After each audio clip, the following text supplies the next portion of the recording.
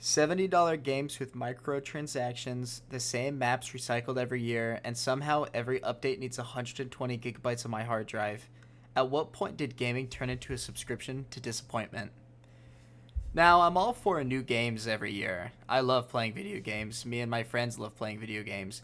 But when each game is $70 and it's basically a re release of the last game, hint hint NBA 2K, I love me some NBA. I have NBA 2K16, 2K15, 2K17. I have all of those on the PS4 and PS5 and whatnot. Or they were not on PS5. I am crazy. They were on PS4, but I loved playing them. They were such fun games. They were a little bit different every year for the career, but relatively the same, right? You can only change basketball so much.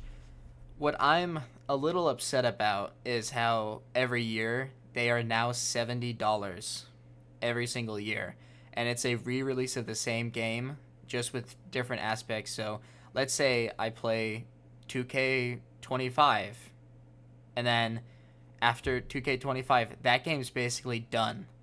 Nobody plays that game anymore. They're on 2K26 because it's 26 now, you know?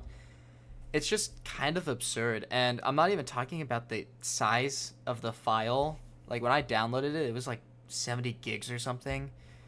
It takes up a lot of my hard drive, which is fine. It takes up, I don't know, 70 gigs is like 1/10 of a terabyte, about. But it's just a little absurd. And let's take Black Ops, like Call of Duty games. So I used to play Warzone a lot. To download, to not even play the game, but to download the launcher is like 250 gigs. That's a joke. Like, that's kind of absurd. Not even kind of. That is absurd. Downloading it, and then you have to download another thing, an extension, because you're downloading the other games, is really absurd. Like, when you download Warzone, you're also downloading the other games, basically, is how that works. It's all on the same launcher. But let's talk about another, I guess, Call of Duty variation. Call of Duty Black Ops 6 and 7. Haha, 6, 7, right? But what's not funny is they were released roughly 1 year after each other. So Black Ops 6 was November 1st, 2024, and Black Ops 7 was November 13th, 2025. That's about a year, and we all know it's a cash grab. Come on. They're both $70. Black Ops 6 is still $70. Another absurd thing with price is Black Ops 2, my personal favorite. Everyone has different ones, right? I used to play zombies and whatnot, and that's why it's my favorite. But that's $60. It was released in 2012. That is 14 years ago. Well, almost 14. It was also in November. Because I think most Call of Duty games release in November. But anywho, it's quite absurd. They go on sale for like half price. I think I got my copy for like $10 or something. And no offense, that's like one of my favorite games ever. It's very dear to my heart. I played it growing up. But the fact raw it's $60 and is ludicrous. It's insane. And luckily, unlike current games, that one's like you can download them individually, zombies and multiplayer. It's just so absurd. And from what I remember, there wasn't much of a battle pass aspect. Like let's take Fortnite. Fortnite popularized it. Like I was in middle school, or maybe yeah, middle school is when Fortnite started getting popular for me, and people in my grade. And when they introduced the free game aspect, but having a battle pass, I feel like that ruined the gaming community. I'm not even lying. Because, yes, games are free, so they can be accessed more, but there's a lot more microtransactions. You're telling me that a Fortnite skin, like just a skin on a video game, could be like $10? Like, that's absurd. I play Rocket League 2, and I've been wanting the Fennec, and I don't want to spend money on the Fennec. Like, if for those of you that know, it's basically a card type. Anywho, so the cheapest one I've seen was like $10 for it, but that's if you don't have everything else in the pack. I did get a deal for like $3 for it, but buying a car in a game that actually plays better, it's the best car type in the game, is how that works, because it fills out one of the octanes like hitbox the best. Anywho, that's not important. But they also have a game pass. It is a free game now, but the fact you have to buy, let's say, skins that alter how you play and make you play better, that's a little absurd. And I'm okay relatively with cosmetics as long as you keep it cheap. But it's like you could get a Black Ops battle pass for like $20, which is ludicrous. That is a ton of money. And I'm not even talking about like the update per, or like how much it is to update via storage space.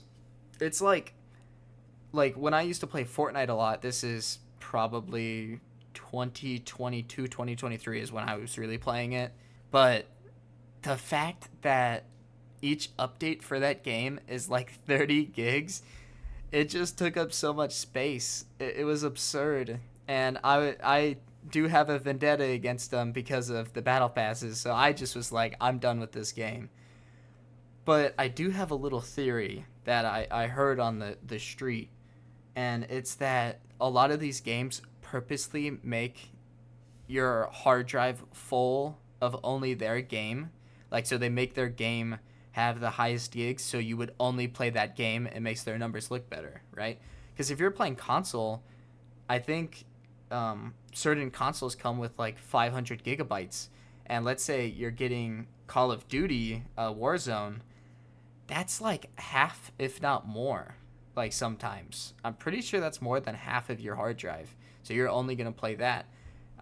If we take, let's say, Black Ops 7, for instance, supposedly, I saw one of the reviews. I was looking at it before this video. They said that it was 400 gigabytes for them to download. I'm assuming that's including the launcher and everything, which they probably didn't have beforehand. That's absurd. That's like all of your hard drive if you're on console. It's just so absurd. And at that point, you basically own a Call of Duty machine. That's all you do. That's all you can do. And the fact that in the past I had to delete games I used to not play anymore just to play one game. So, like, you would delete like 3 games that are relatively small, like 10 gigs or something, 10 or 20 gigs, just to play one game. I don't know. I don't think it's worth it personally.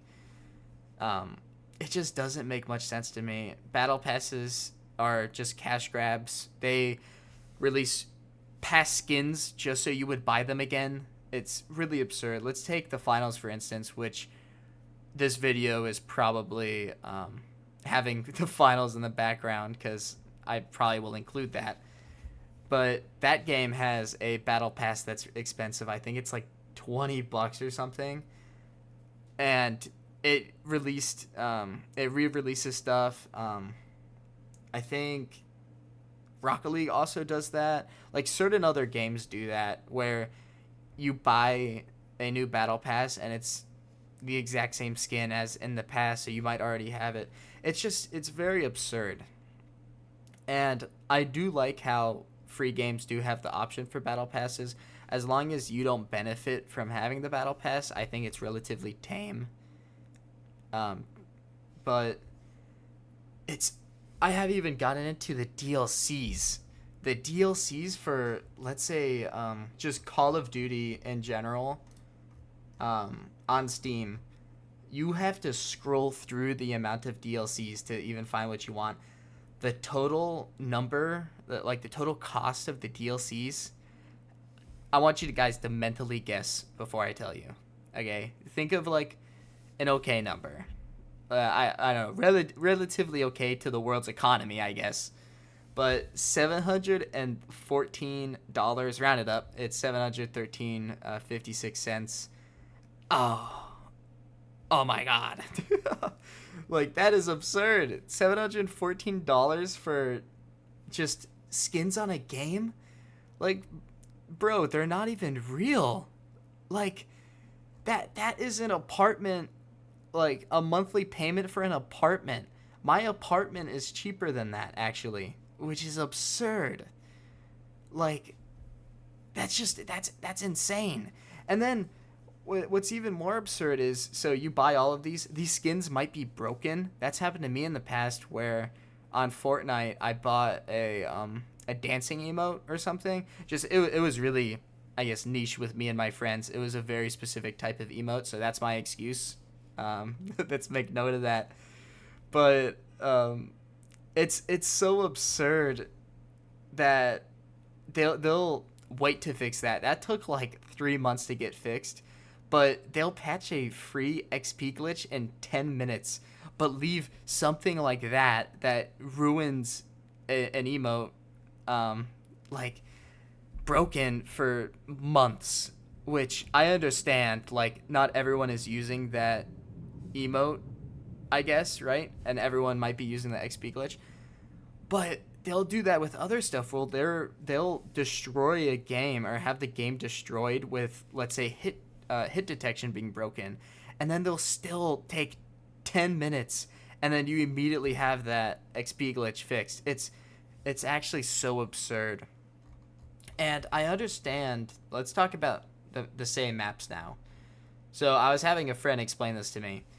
He was saying that people were expecting Black Ops 2 remastered maps in Black Ops 6, and they of course didn't get them, but then they re-released them with Black Ops 7, of course the year after Black Ops 6, and people are not happy because not only did they expect them earlier, but they're just mid. Now, what I like is I like when things are different maps, like different games have different maps. I understand the nostalgia aspect. I love Black Ops 2, right? That's my favorite. I talked about that earlier.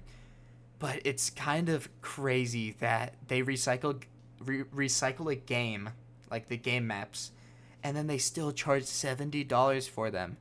And I understand Black Ops 2 when it was released was $60. That's a $10 increase. But then you also have to buy other stuff. Other, like, it's just absurd. And Black Ops 2 is not as big as Black Ops 7. To be fair, I only downloaded Black Ops 2 Zombies on my computer, and that was, I think, like 15 gigs or something, 15 or 20, so, which isn't a lot. But the fact that the whole Call of Duty Black Ops 7 is like what this one guy said, 400 gigs, but the recommended specs is like 180. It's really absurd. But yeah, I don't know. I think there's a greed problem going on. That's literally, I just focused on Call of Duty, and NBA. NBA also has the same problems with battle passes. It's a $70 game. To get super cool stuff, you have to pay. And I love NBA, right? I grew up playing that too with my brother. It's just so absurd how expensive it is. But I guess that's all I wanted to talk about. Yeah, there definitely is a greed problem going on in this game. Or, like, I guess in the world, not even in a game, but in the world, where they're charging you $70 for a new game. You don't even get the whole game, which I understand DLCs and whatnot. I understand that, so don't talk about that. But it's just very absurd how everything costs so much, and then they also had battle passes on top of that, and then skins that don't matter on top of that too. Oh, it just, sorry, it grinds my gears a little bit. But that's all I wanted to talk about. Thanks for listening. See you guys.